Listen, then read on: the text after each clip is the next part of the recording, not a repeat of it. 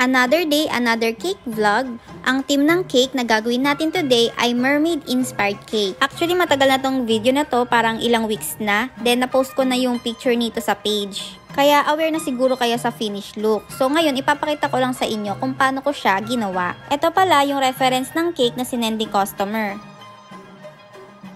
Yang picture ay inspo lamang, pero ang request ni customer bawasan daw yung violet. Then more on pink and blue lang daw yung color ng cake and nung toppers. Then minimal lang daw sa color nung violet. Kaya kung makikita nyo sa gawa ko, mas marami yung pink and yung blue. Then sobrang konti lang nung light violet. As you can see kanina, gumamit ako ng piping bag para ma-achieve yung 3-tone color sa cake. Yun yung best way para ma-achieve nyo yung ganyan kaganda na color ng cake. Yung ginamit ko pala na food color sa pink ay Rose Chef Master. Then, Turquoise Chef Master food color and Violet Chef Master food color. So, yun yung mga ginamit ko na food color para ma-achieve yung tone na yan. Then, para naman magka-style or design yung body ng cake, gumamit lang ako ng offset spatula. Scrape nyo lang yan, tuloy-tuloy pataas, ganun din sa body ng cake sa baba. Dapat light pink yung shade ng pink dyan sa cake, kaso nasobrahan ko kasi ng lagay ng food color. Kaya parang naging normal pink, pero maganda naman, di ba? Etong cake nga pala ay merong kasamang 24 pieces na cupcakes or 2 dozen cupcakes. Then ang kulay ng icing ng cupcakes ay katulad din ng cake. Bali gagawin siyang ombre pink, turquoise, and violet.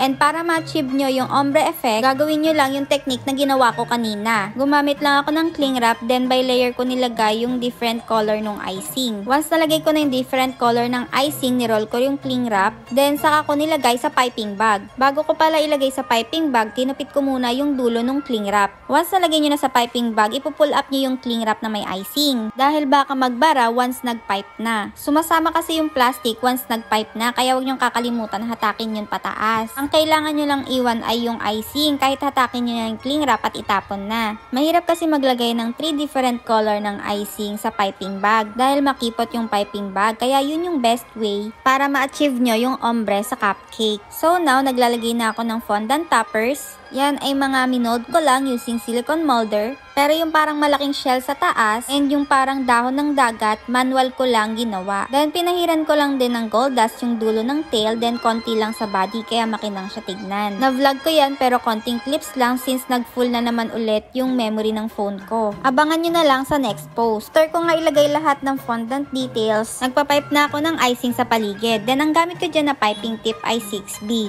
So malapit na tayo matapos dyan guys. Simple nga lang yung design ng cake na sinend sa akin, konti lang yung details, pero dito sa gawa ko, pinabonggahan ko na para mas maganda talaga. More pipe lang nung icing, binudburan ko talaga yung mga paligid para mas maganda talaga tignan. And after ko nga mag-pipe ng mga icing, naglagay na ako ng mga small details. Lagay ko na yung mga fondant shells, so gumamit din ako ng molder dyan. Pero dito sa bubble effect, manual lang yung ginawa ko dyan. Para nga ma-achieve yung bubble effect, nag-shape lang ako ng fondant pabilog. Then gumamit lang ako ng round tools and pinires ko palubog. Hindi ko na nga lang yun na videohan dahil nga nag-full na yung mem ng phone ko. Pero next time pag nagawa ulit ako, pakita ko sa inyo kung paano. Yung mga shells, gumamit lang ako dyan ng yellow fondant and pinahiran ko lang ng gold luster dust na diluted with lemon extract. And finally, tapos na tayo sa cake. So now, naglalagay na lang ako ng mga tail details dito sa cupcakes. Ang cute nga ng mga tails kasi ang liliit. Grabe, ang tagal ko ring minold yan kasi isa lang molder ko tapos ang liliit pa niyan. Pati pala yung mga tails ay ombre effect. Then, pinahiran ko lang din ng luster dust para may shining effect. Then, naglagay lang din ako ng gold rudges sa cupcakes para maganda tignan. Yung pagka-ombre pa nga lang, ang ganda na. Lalo na nung nilagyan pa ng mga details. Mas gumanda, diba? 2 dozen cupcakes nga pala yung in-avail, isang choco flavor at isang vanilla flavor na may custard filling. Ganun din pala yung flavor ng cake, choco and vanilla. Choco yung bottom, vanilla yung top. Then 8x6 yung bottom and 5x6 yung top. And yung cake board ay 12 inches round. And that's it. Ito na pala yung finished product. Thank you so much for watching. Babush!